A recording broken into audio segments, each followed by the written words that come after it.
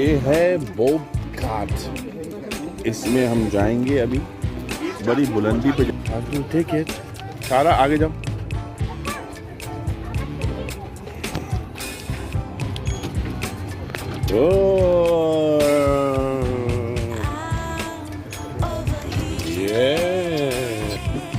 हमारे पास सिर्फ ये है एक ब्रेक एंड स्पीड।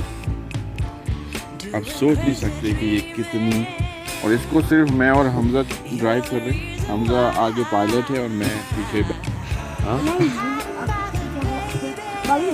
ये जंगलों में से गुजरेगी, पहाड़ी के ऊपर से जाएगी और फिर आप नीचे आएंगे। चलो देख साथ के, चलो अब रख लो हैंडी अंदर, मिलते हैं नीचे।